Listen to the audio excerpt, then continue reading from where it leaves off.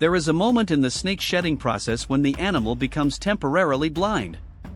The old skin hardens over the eyes. And what the snake does in this moment is not wait.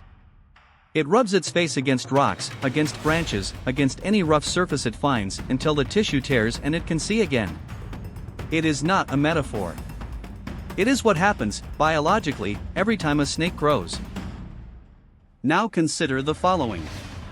In several West African traditions, there is an entity that is the serpent. That is the rainbow. That is the cycle. A deity that, according to Dahomean cosmology, wraps its body around the entire world and whose movement, if it were to actually occur, would unravel physical reality. This entity does not exist to bring you personal growth. It does not appear when you ask for change. It operates the change. What this means for those on the path you will understand today. The name is Oxumaré. Most videos about Oxumaré start like this. Oxumaré is the Orisha of the rainbow, a symbol of transformation and renewal. Technically correct. Functionally useless. So let's start with what this sentence hides. In Dahomean cosmology, Oxumaré does not represent the cycle of life. He sustains the structure of the world. Literally. The tradition describes the earth existing because the body of Dan, the great serpent, is wrapped around it. Not as a poetic image, as a cosmological mechanism. The world does not fall because he holds it. If he lets go, it ends. This completely changes the nature of the relationship between devotee and deity. You are not asking for favors from a benevolent entity. You are orbiting something that sustains the physics of the universe and, for some reason, also relates to the destiny of individual people. Oxumaré is androgynous. 6 months male, 6 months female, and this cycle is not just about identity or duality. It is about time, about how the world works in phases that are not symbolic, they are operational. Harvest, drought, abundance, scarcity. The cosmic calendar has Oxumaré's body as its reference. And there is another detail that almost no one mentions. Oxumaré is linked to age, to wealth, to prosperity. But not in the way you imagine. He does not distribute money. He is the flow. The wealth that circulates, that moves, that passes from hand to hand. Accumulating without redistributing, retaining without letting it flow. This is not just an economic problem in the Yoruba view. It is a form of direct obstruction to Oxumaré. A way of contradicting the nature of something that holds the world together. Realize what this means in practice. It is not that he will punish you for being greedy. It is that greed is, in the logic of this cosmology, the attempt to stop what cannot be stopped. And when you try to stop what cannot be stopped, you are the one who pays the price. Now think about what practitioners of Ifa call in. The initiation, the process of becoming a child of an Orisha, is not a welcoming ceremony.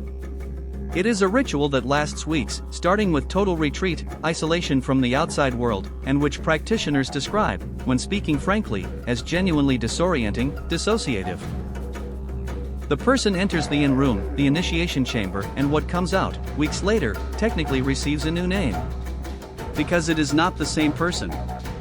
This is not liturgical poetry. It is the structure of the rite.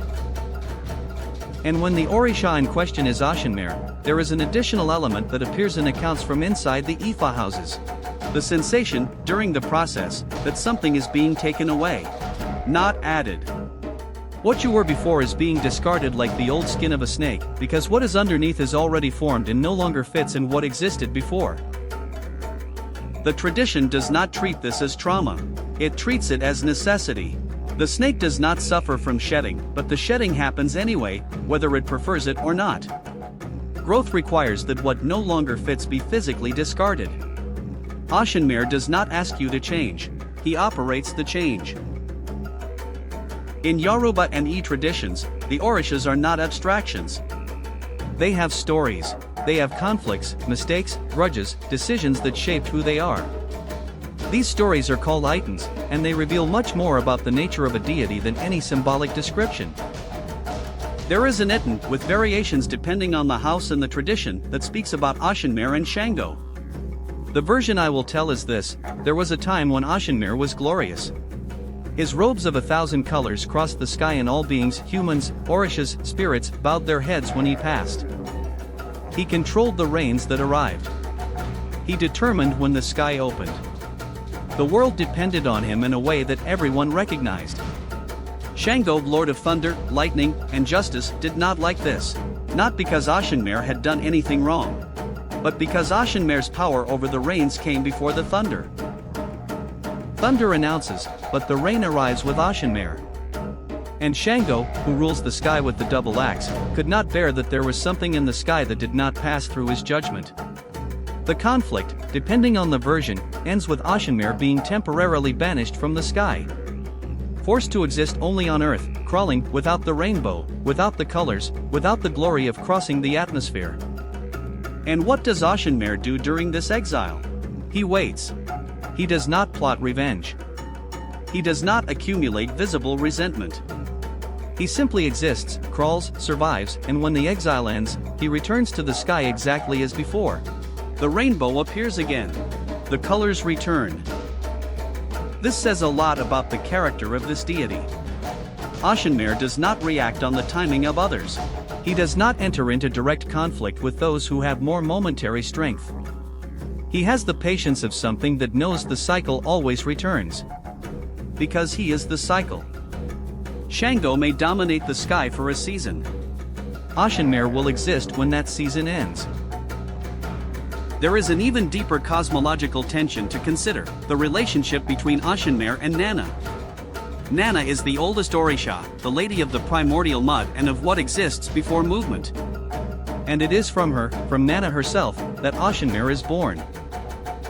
He is the son of still water, generated to be absolute movement. The opposition between them is not of enemies. It is the opposition of forces that need to exist together for the world to function. She is what stays, he is what moves. The mud must exist so that the serpent can crawl, and movement must exist so that the mud does not rot. What these items show, when you read them together, is that Oxumaré is not a deity of kindness or punishment. He is a deity of cosmic logic.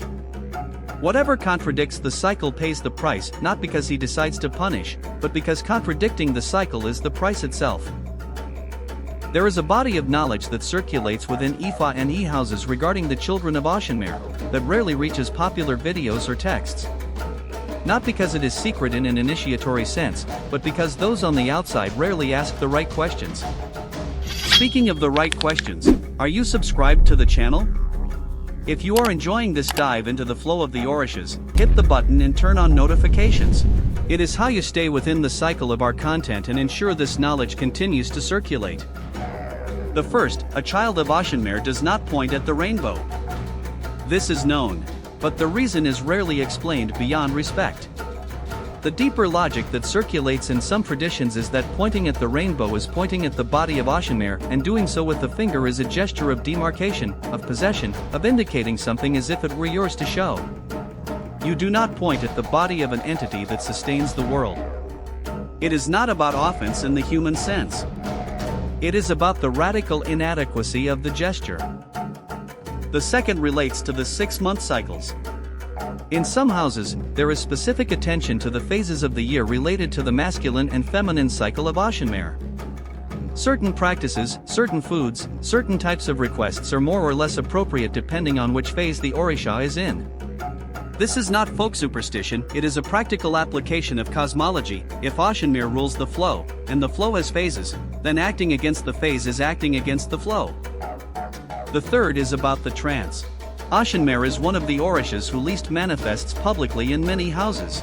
There are traditions where he rarely or never descends in open ceremonies. When he does appear, it is treated as a heavy event, not one of euphoric celebration, but of concentrated attention.